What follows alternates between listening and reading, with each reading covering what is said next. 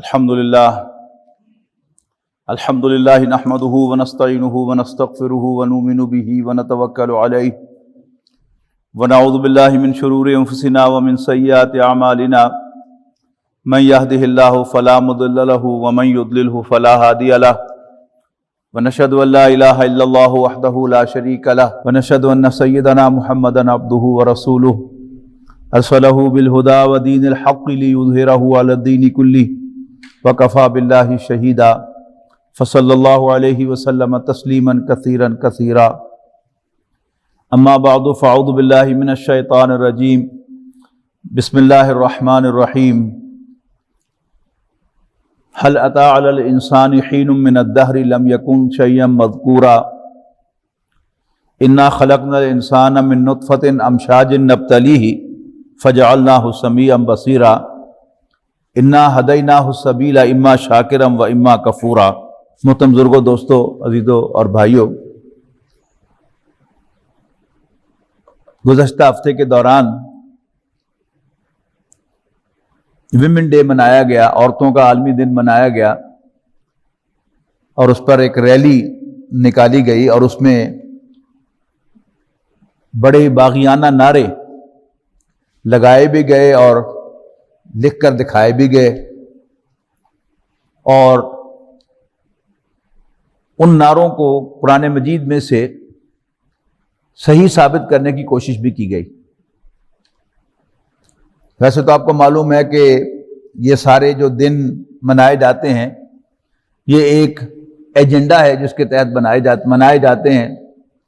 Valentine day کا مقصد بھی بے حیائی، عریانی اور فحاشی کو پھیلانا ہے، اور ویمن ڈے کا مقصد بھی یہی ہے۔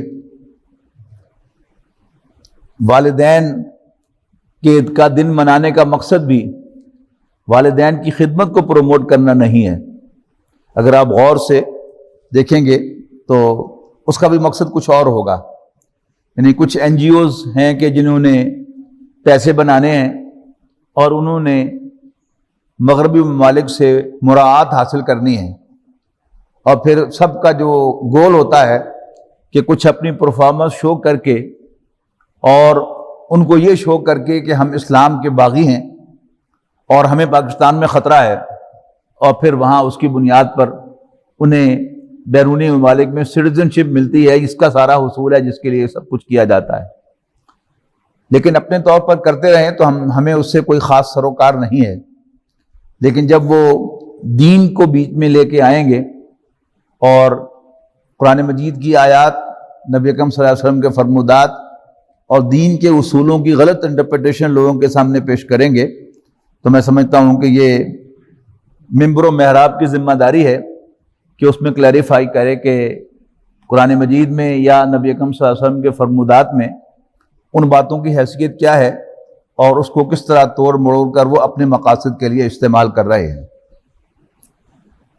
جو آیات ان میں کوٹ کی گئیں ان میں ایک آیت سورۃ دہر کی ہے، سورۃ دہر جس کا دوسرا نام انسان، سورۃ الانسان بھی ہے، کہ جس میں ارشاد ہوا هل اتى على الانسان حين من الدهر لم يكن شيئا مذكورا۔ کیا گزرا انسان پر زمانے میں ایک وقت، لم یکن شیئا مذکورا، جب وہ کوئی قابل ذکر شے نہیں تھا، ایسی شے کہ جس کا ذکر کیا جائے، یعنی جس کا ذکر کرتے ہوئے انسان کو شرم بھی آتی ہے اور گھن بھی آتی ہے، ایک گندی شے۔ انا خلقنا الانسان من نطفۃ امشاج، یقیناً ہم نے انسان کو ایک ملے جلے نطفے سے پیدا کیا کہ مرد کا نطفہ اور عورت کا نطفہ آپس میں ملتے ہیں، سپرم اور اووم کا آپس میں اختلاط ہوتا ہے، جوڑ بنتا ہے، تو ایک نئے انسان کی تخلیق کا آغاز ہوتا ہے۔ یہ ہم میں سے ہر شخص جانتا ہے۔ ایک ان پڑھ آدمی آج کا بھی اور آج سے 2000-4000 سال پہلے کا انسان بھی یہ جانتا تھا کہ ایک انسان کی تخلیق دو پانیوں کے ملنے سے ہوتی ہے۔ اب ذرا ہم مائکروسکوپ کے نیچے ان کو دیکھ لیتے ہیں کہ ایک طرف سپرمز ہوتے ہیں اور دوسری طرف اووم ہوتا ہے، اور ایک سپرم جو ہے اس اوم کے اندر داخل ہوتا ہے تو وہ پھر ایک نیا یونٹ بنتا ہے اور پھر وہاں سے گروتھ شروع ہوتا ہے. بات ایک ہی ہے. قرآن مجید ایسے الفاظ استعمال کرتا ہے کہ جو آج سے 1400 سال پہلے بھی سمجھ میں آتے تھے اور آج بھی وہ سمجھ میں آتے ہیں. تو یہاں فرمایا گیا کہ ہم نے انسان کو ملے جلے نطفے سے پیدا کیا. نبتلیہ، اور ہم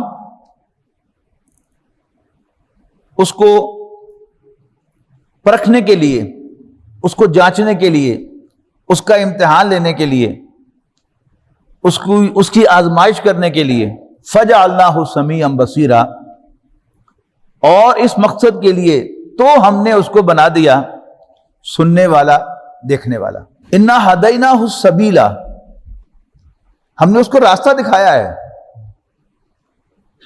اما شاکرم و اما کفورا، اب اس پر ہے کہ وہ چاہے تو شکر گزاری کی روش اختیار کرے اور چاہے تو ناشکری کی روش اختیار کرے. یہ یہاں پر جو بات کہی گئی ہے وہ کیا ہے کہ وہ باقی جو بھی اللہ تعالیٰ نے مخلوقات پیدا کی ہیں ان کے کمپیریزن میں کہی گئی ہے.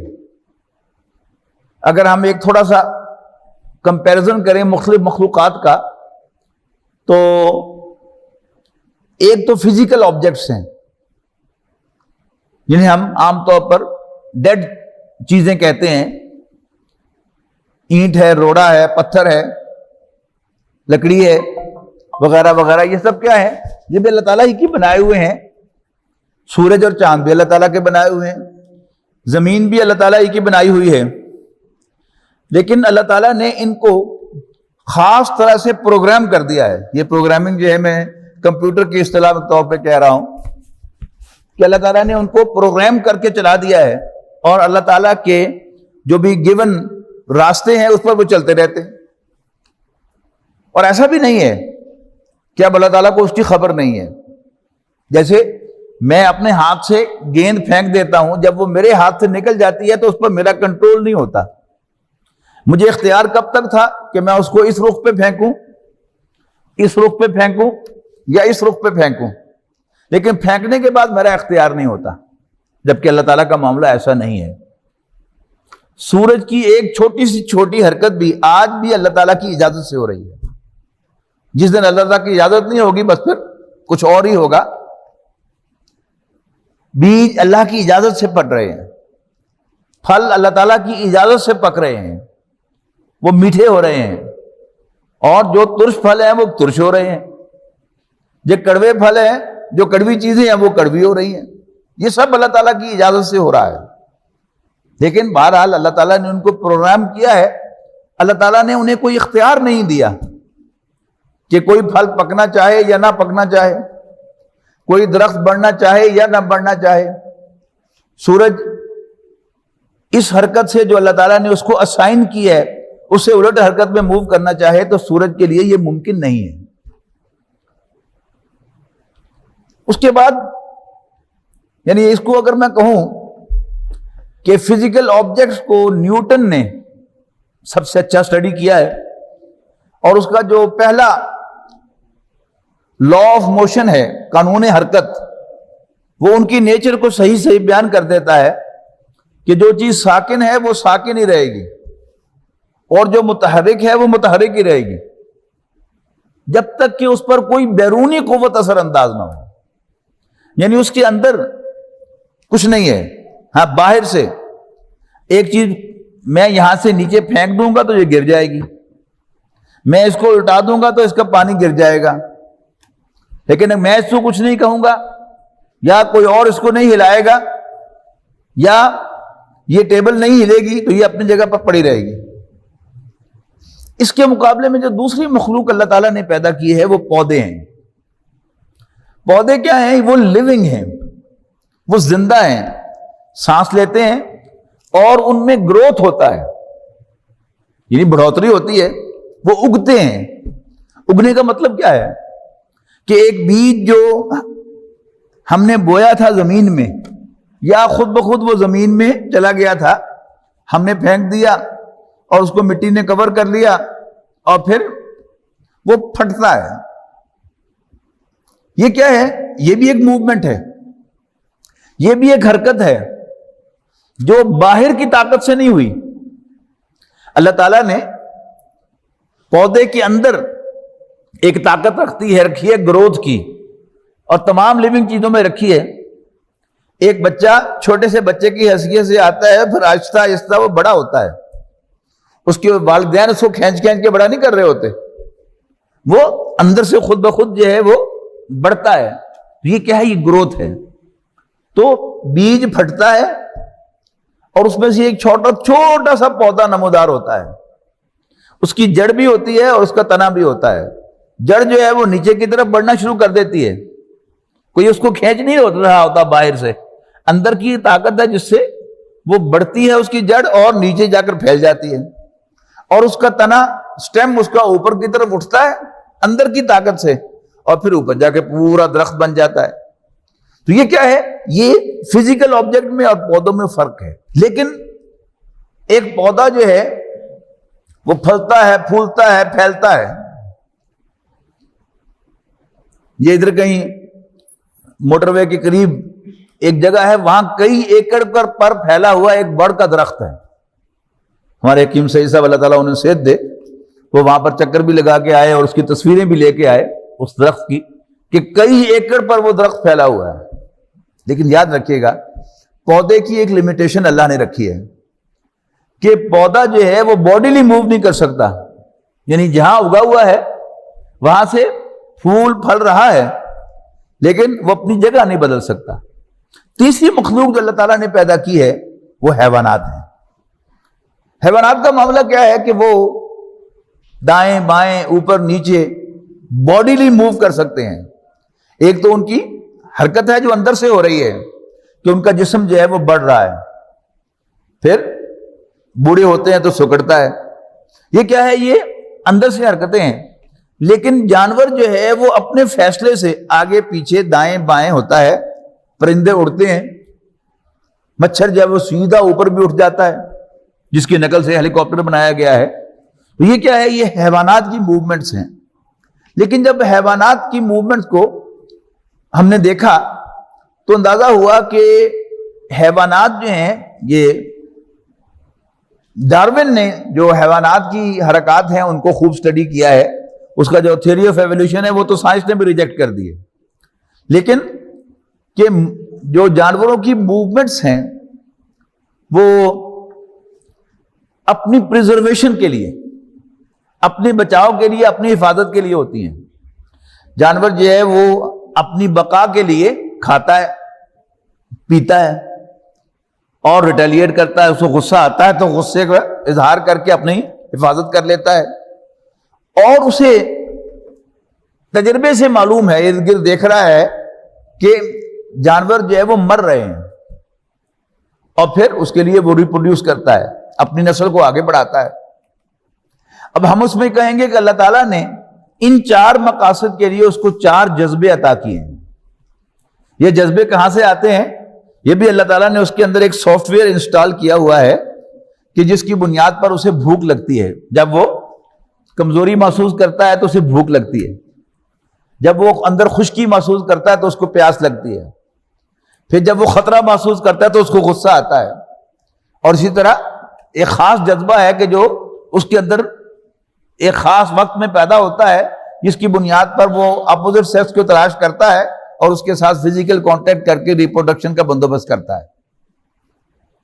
لیکن غور سے جب دیکھا گیا، یا آپ غور کریں حیوانات کی موومنٹس پر، تو حیوانات کو اگرچہ دائیں بائیں مڑنے، آگے پیچھے جانے اور اڑنے اور نیچے گلائڈ کرنے کا تو حق اختیار ہے، لیکن اسے اپنی ان 4 خواہشات پر کوئی کنٹرول نہیں ہے۔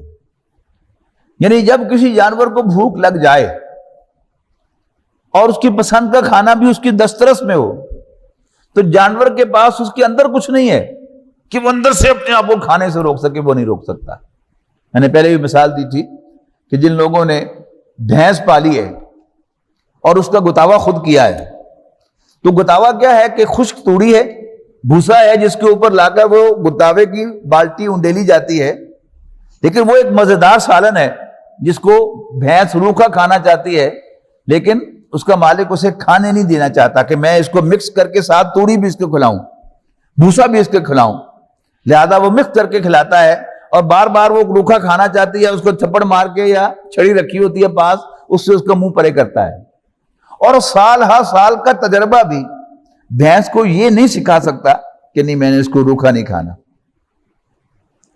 اسی طرح پیاس لگ جائے، یعنی شدید گرمی کے موسم میں، اب گھوڑے تو بہت کم دیکھنے کو ملتے ہیں، پہلے تانگے ہوتے تھے تو گھوڑے نظر آتے تھے، اب ہمیں گدھے نظر آتے ہیں، گدھا گاڑیاں ہیں، اور وہ بھی اب عنقریب ختم ہونے والی ہیں، وہ گدھے شاید ہم کھائیں گے جیسے کہ اطلاعات مل رہی ہیں، اس لیے کہ اب وہ رکشہ لوڈرز جو ہیں انہوں نے آہستہ آہستہ گدھا گاڑی کو بھی ریپلیس کر دیا ہے، کر رہی ہے، اور پھر گدھے کہاں جائیں گے آپ خود سمجھ جائیں کہاں جائیں گے، لیکن بہرحال اس وقت میرا موضوع وہ نہیں ہے، لیکن کہ پیاس لگی ہوئی ہو شدید، یعنی اگست کے جولائی کے مہینے میں یہ حبس کا موسم ہوتا ہے، اور جو لوڈ اٹھانے والا جانور ہے اس کو پسینہ آتا ہے اور شدید پیاس لگتی ہے، اور ظاہر ہے گندا پانی بھی سڑک پر کہیں کھڑا ہوا مل جاتا ہے، اسی میں جانوروں کا پیشاب بھی ہوتا ہے، تو اب جب پیاس لگے گی گدھے کو تو وہ اس پانی میں منہ ڈالے گا، پینے کی کوشش کرے گا، بدبو بھی آ رہی ہے لیکن پیاس اتنی زیادہ ہے کہ اس کو پینا چاہے گا، اس کا کوچوان، اس کا مالک جو ہے اس کی باگ کھینچ کے اگر منہ پرے کر دے اس کا اس پانی سے، تب تو وہ پینے سے رک سکتا ہے، ورنہ اس کے پاس اندرونی طور پر کوئی طاقت نہیں ہے کہ جس سے وہ اپنے آپ کو پینے سے روک سکے۔ اور اسی طرح غصہ ہے، اسی طرح جنسی خواہش ہے کہ جب اس کے اندر خواہش پیدا ہو جائے اور اس کا اپوزٹ سیکس جو ہے اس کے کانٹیکٹ میں ہو تو جانور کے پاس کوئی طاقت نہیں ہے کہ وہ اپنے آپ کو اس کے ساتھ ملنے سے روک سکے۔ اب جو چوتھی قسم کی مخلوق اللہ تعالیٰ نے پیدا کیا اس زمین پر وہ انسان ہے، یعنی ہم کمپیئر کر رہے ہیں نا فزیکل آبجیکٹس کو، پودوں سے، پودوں کو حیوانات سے، اور حیوانات کو آپ کمپیئر کریں آپ انسان سے، کہ انسان بھی پورا حیوان ہے، یعنی اپنے جسم کو آپ غور کریں تو کوئی چیز جو ہے حیوانات سے مختلف نہیں ہے، اس کے اندر معدہ ہے، حیوانات کے اندر بھی معدہ ہے، اس کے اندر خون دوڑتا ہے، باقی حیوانات کے اندر بھی خون دوڑتا ہے، وہ دیکھتے ہیں، ان کی آنکھیں ہیں، ہماری بھی آنکھیں ہیں، اللہ تعالیٰ نے سننے کا کوئی نہ کوئی بندوبست کیا ہے، ان کے کوئی کان ہیں، ہم بھی کان رکھتے ہیں، ان کی ٹانگیں ہیں چلنے کے لیے، ہماری بھی ٹانگیں ہیں، ان کے ہاتھ ہیں یا ان کے اگلے پاؤں ہیں، ہمارے بھی ہاتھ ہیں، اور کچھ نہ کچھ ذہن، دماغ ان کے اندر بھی ہے، ہمارے اندر بھی ہے، لیکن فرق کیا ہے کہ ہمارے اندر بھی وہ چاروں خواہشات جو ہیں وہ پائی جاتی ہیں، ہمیں بھوک بھی لگتی ہے، پیاس بھی لگتی ہے، غصہ بھی آتا ہے، اور ہمارے اندر شہوت بھی ہے، اور جب ہمارے خارج میں ان خواہشات کو ایکسپریس کرنے کی کوئی اپرچونٹی موجود ہو تو ہم یہ دیکھتے ہیں کہ ہمارے پاس اندرونی طور پر ایک طاقت ہے کہ ہم بھوک لگے تو اپنے آپ کو کھانے سے روک سکتے ہیں، باوجود اس کے کہ کھانا ہماری دسترس میں ہو، پیاس لگی ہو تو ہم اپنے آپ کو پینے سے روک سکتے ہیں، باوجود اس کے کہ ہماری ایکسیس جو ہے وہ پانی تک یا کسی مشروب تک ہو۔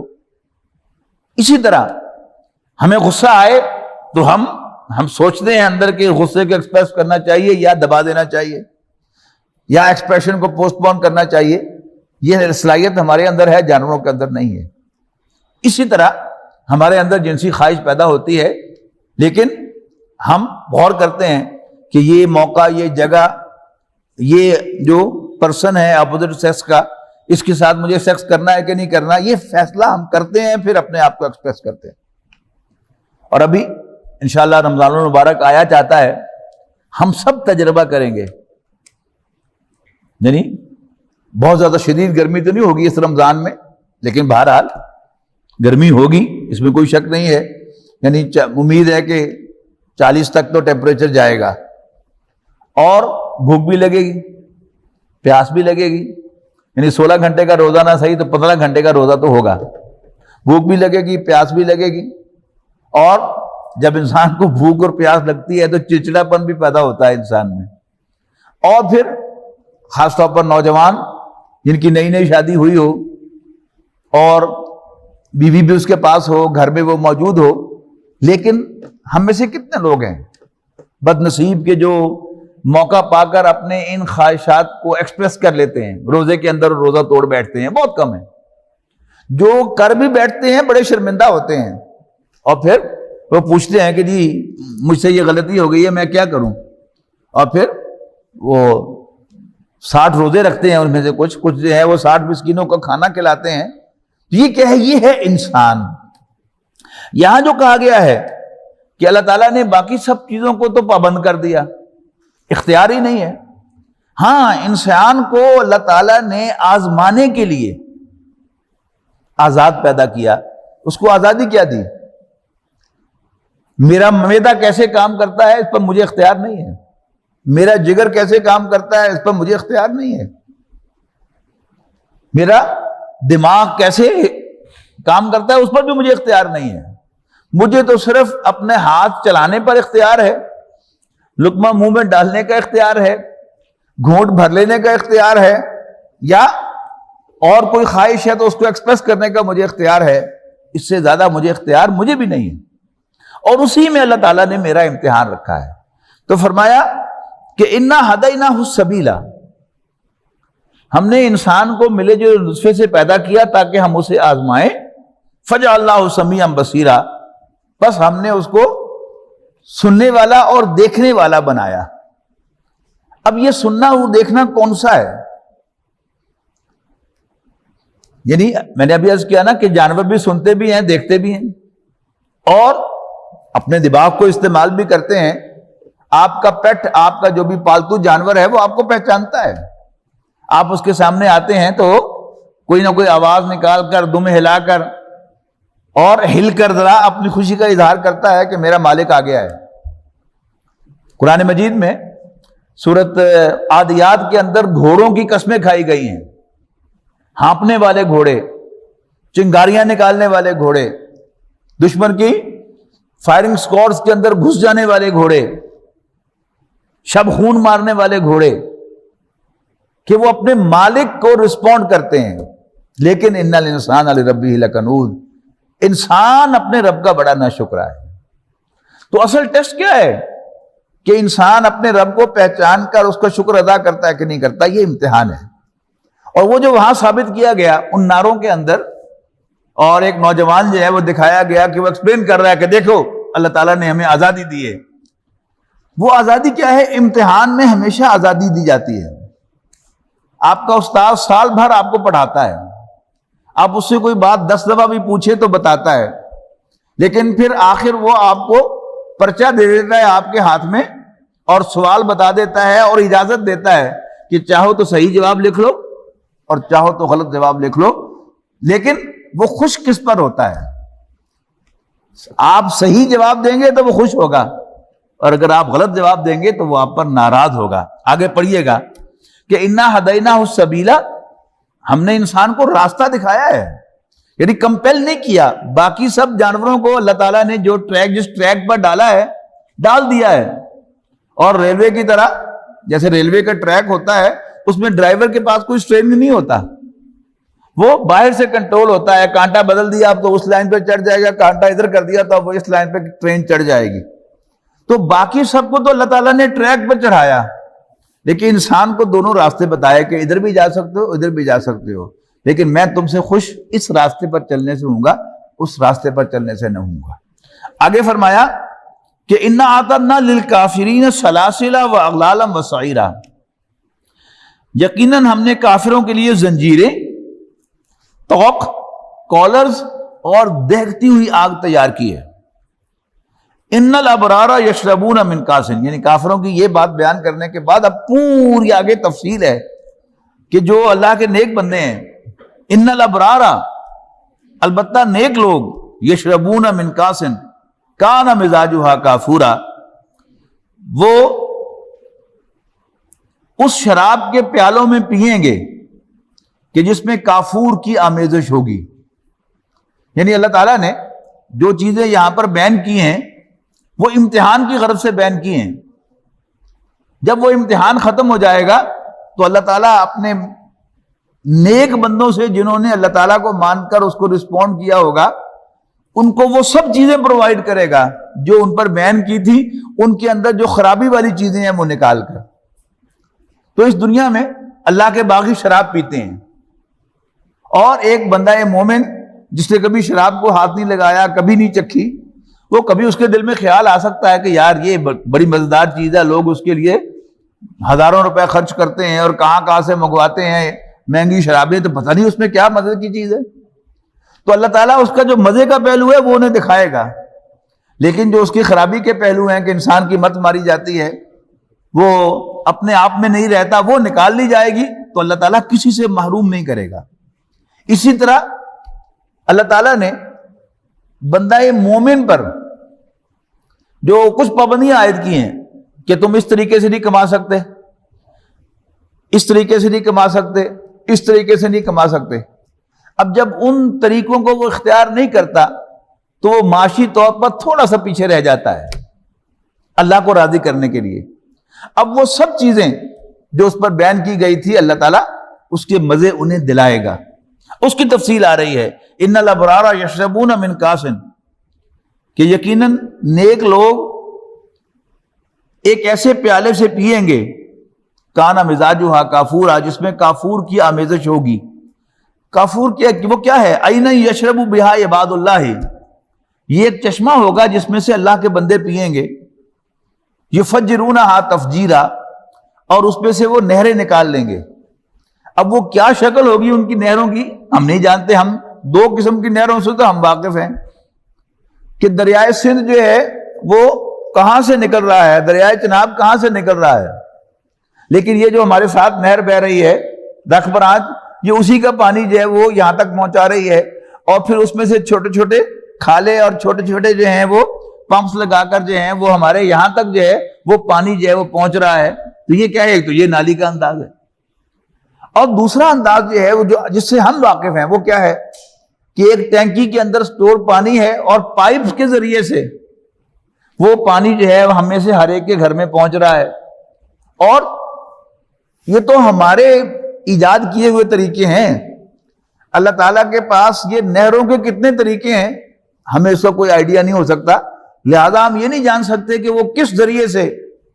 اللہ تعالیٰ اس پر بھی قادر ہے کہ کھلی نہریں ہوں لیکن اس میں کوئی آمیزش نہ ہو سکے، اور اس پر بھی قادر ہے کہ وہ پائپس ہوں بند جن میں کوئی ملاوٹ نہ ہو سکے، اور کوئی تیسرا، چوتھا، پانچواں، 10واں، 20واں راستہ وہ بھی اللہ کو معلوم ہے۔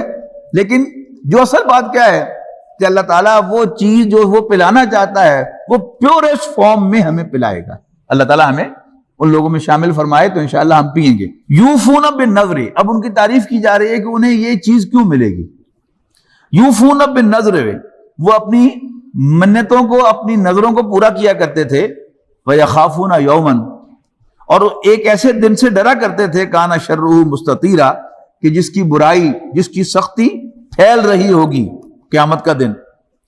وَيُطْعِمُونَ الطَّعَامَ عَلَىٰ حُبِّهِ، اور وہ کھانا جو خود انہیں پسند تھا، اس کی جو دوسرے مقام پر تفسیر آئی ہے کہ قحط کے دنوں میں کھانا کھلانا، ایک ہے وسعت کے دنوں میں، کشائش کے دنوں میں کھانا کھلانا، ایک ہے قحط کے دنوں میں کھانا کھلانا کہ جب یہ اندیشہ ہو کہ پتہ نہیں کل مجھے بھی، میرے پاس بھی کھانے کو ہوگا کہ نہیں ہوگا، اس وقت جو ہے وہ کھانا کھلانا یہ اللہ کو بہت پسند ہے۔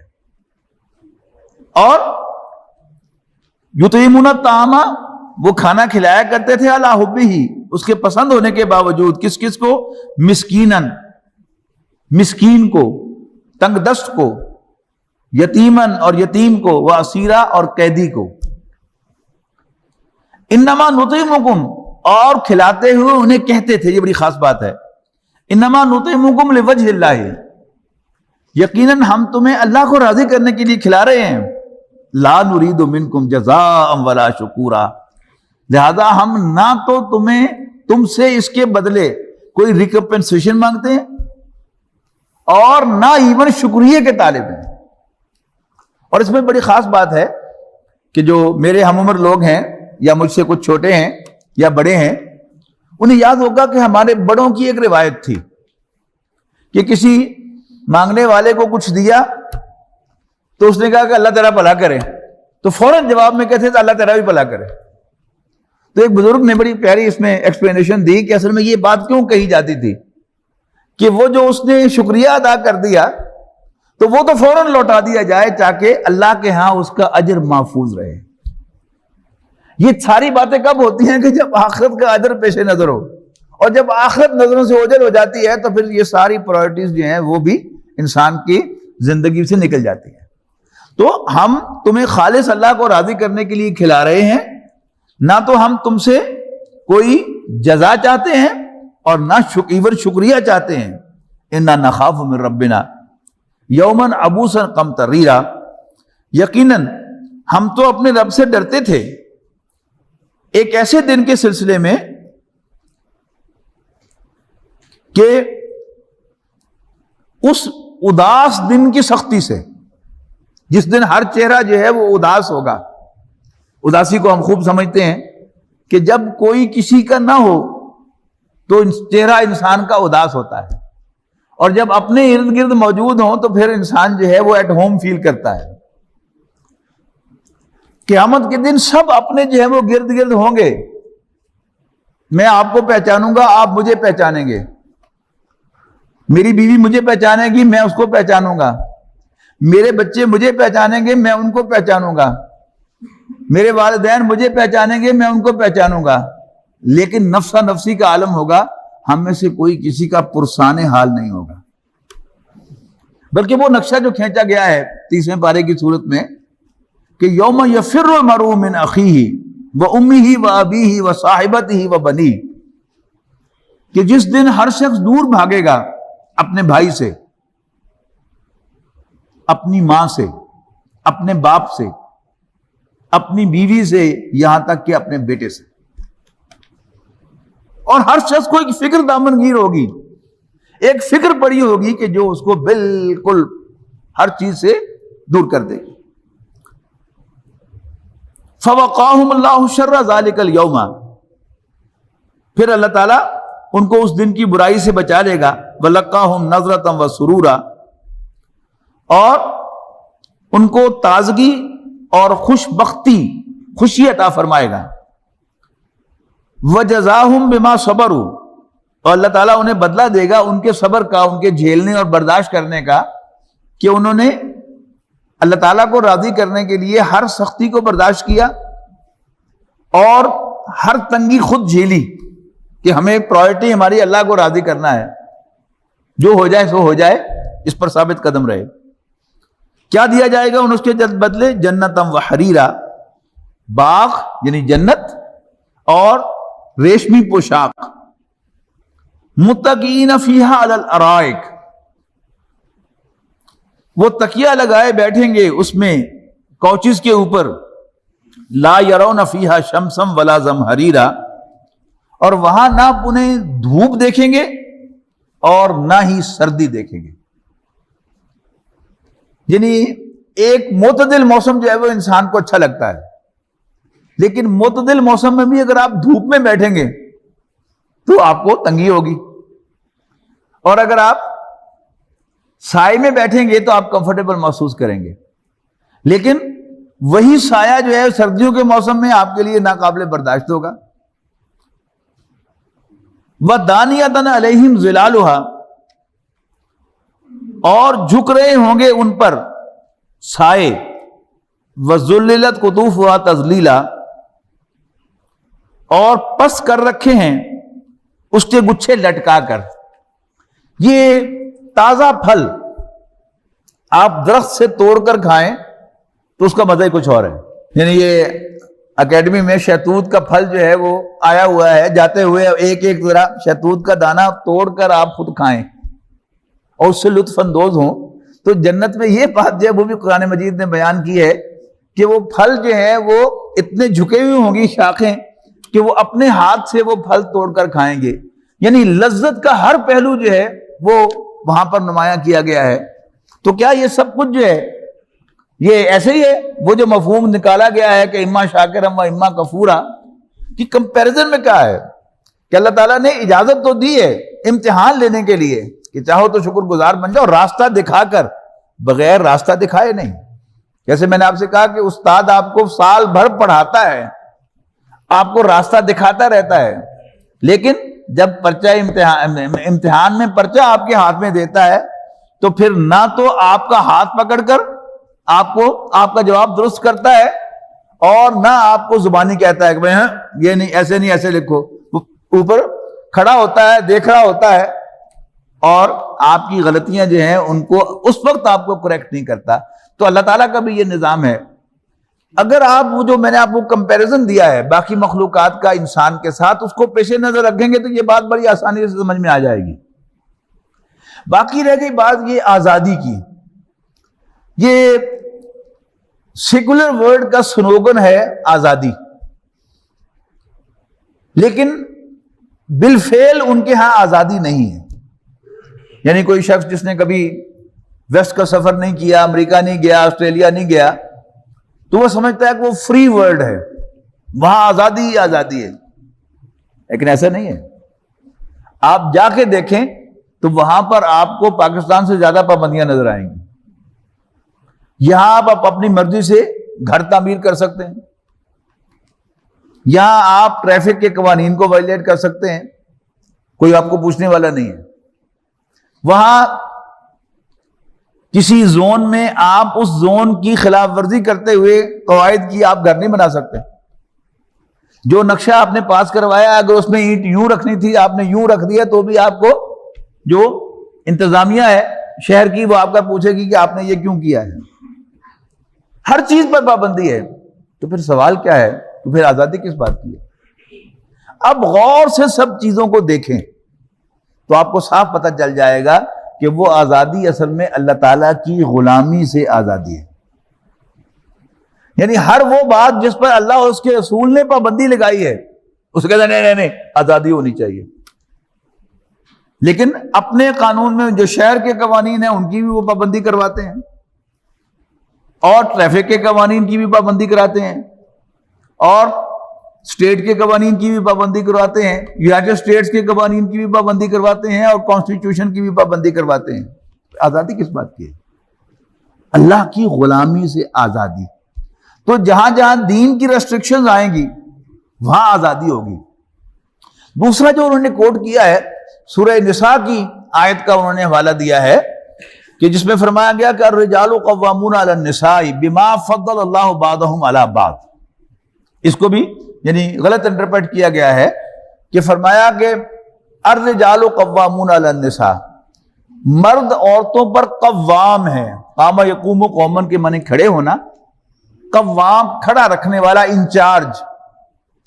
تو گھر کا جو نظام ہے اللہ تعالیٰ نے گھر کا انچارج مرد کو بنایا ہے، اور گھر کے اس سیٹ اپ میں عورت اس کی ماتحت ہے. اور ہر سیٹ اپ میں ایسے ہوتا ہے. آپ جس دفتر میں کام کرتے ہیں وہاں کوئی نہ کوئی آپ کے اوپر ہے، آپ کا سپروائزر ہے، اس کو آپ ڈائریکٹر کہہ لیں، مینیجر کہہ لیں، سپروائزر کہہ رہے ہیں. اگر آپ کسی دفتر میں ہیڈ ہیں تو آپ ذمہ دار ہیں، آپ کے کچھ لوگ ماتحت ہیں. کیا وہ انسان نہیں ہے؟ آپ جیسے انسان ہیں، لیکن اس سیٹ اپ کے اندر وہ آپ کے ماتحت ہیں. کوئی بینک کی برانچ، کوئی چھوٹے سے چھوٹا ایون پرائمری اسکول بغیر ہیڈ ماسٹر کے نہیں ہوتا، کوئی ادارہ بغیر مینیجر کے نہیں ہوتا. تو گھر بھی ایک ادارہ ہے، بورڈنگ ہاؤس نہیں ہے. بورڈنگ ہاؤس میں بھی کچھ لوگ ایک ہی چھت کے نیچے اکٹھے رہتے ہیں، کھاتے پیتے ہیں، حاجات سے فارغ ہوتے ہیں، سوتے جاگتے ہیں، لیکن وہ ایک دوسرے کے ساتھ کسی رشتے میں منسلک نہیں ہوتے. لیکن ایک گھر کے اندر رہنے والے تمام افراد لازماً ایک دوسرے کے ساتھ ریلیٹڈ ہوتے ہیں، کسی نہ کسی رشتے میں منسلک ہوتے ہیں. یا وہ باپ بیٹا ہوتے ہیں، یا بھائی بھائی ہوتے ہیں، یا ماں بیٹی ہوتے ہیں، یا کوئی اور رشتہ ہوتا ہے جس کے ساتھ منسلک ہیں، اور اس میں طے ہے کہ یہ ذمہ دار ہے اور یہ باقی سب اس کے ماتحت ہیں. یہ جو فرمایا بما فضل اللہ بعضهم علی بعض، جیسے اللہ تعالیٰ نے بعض کو بعض پر فضیلت دی ہے. تو یہ آیت خود بول رہی ہے کہ اللہ تعالیٰ مرد کو گھر کے اندر عورت پر فضیلت دے رہا ہے. مطلب کیا اس کا کہ اگر اللہ تعالیٰ چاہتا تو عورت کو گھر کا ذمہ دار بنا دیتا، کوئی اس کو چیلنج نہیں کر سکتا تھا، اس لیے کہ وہ تمام جہانوں کا رب ہے، سب کا مالک ہے. تو مالک کے پاس اختیار ہوتا ہے. آپ اپنے کسی کاروبار کے مالک ہیں، آپ جس کو چاہتے ہیں آپ مل کے مالک ہیں, آپ جس کو چاہتے ہیں جی ایم بناتے ہیں, جس کو چاہتے ہیں اس کو سیلز دیتے ہیں, جس کو چاہتے ہیں پرچیز دیتے ہیں, جس کو چاہتے ہیں اکاؤنٹنگ کا ذمہ دار بناتے ہیں. یہ سب اختیار جو ہے وہ مل کے مالک کے پاس, میاں صاحب کے پاس ہوتا ہے. تو اللہ تعالیٰ کیا ہے, اس پوری کائنات کا میاں ہے, اس پوری کائنات کا بادشاہ ہے. تو اس نے اپنے اختیار سے مرد کو گھر کا سب بنا دیا. اگر وہ عورت کو بنا دیتا تو بھی اس کو کوئی چیلنج نہیں کر سکتا تھا. تو بما فضل اللہ بعضهم علی بعض وبما انفقوا من اموالہم, اور جو وہ خرچ کرتے ہیں اپنے مالوں میں سے, اللہ تعالیٰ نے کیونکہ ذمہ دار ان کو بنایا ہے, لہذا گھر کو فائنانس کرنے کی ذمہ داری بھی انہی پر ڈالی ہے. لیکن جب آپ کی نیت جو ہے وہ یہ ہے کہ آپ نے اللہ کی بندگی سے باہر نکلنا ہے, تو بھی یہ ساری انٹرپریٹیشن جو ہے وہ آئیں گی. یہ دو چیزیں ذہن میں رکھیں تو انشاءاللہ اس میں کوئی کنفیوژن نہیں ہے کہ یہ ساری جو آزادی کی باتیں, فریڈم کی باتیں, لبرٹی کی باتیں, یہ سب کیا ہے, اللہ تعالیٰ کی غلامی, اللہ تعالیٰ کی بندگی سے آزادی. لیکن ہمارے سے اللہ تعالیٰ کا تقاضا کیا ہے کہ ہم اللہ تعالیٰ کو اپنا رب مانیں, اپنا آقا تسلیم کریں, اور خود کو اس کا بندہ, اس کا غلام مانیں. تو دین بہت واضح ہے. غلام کا کام نہیں ہے کہ وہ اپنے مالک کے حکموں سے سرتابی کرے, ان کو چیلنج کرے. یہی ہماری ذمہ داری ہے. اللہ تعالیٰ سے دعا ہے کہ اللہ تعالیٰ ہمیں اپنا سچا صحیح بندہ بنائے. آخر دعوانا الحمدللہ رب العالمین.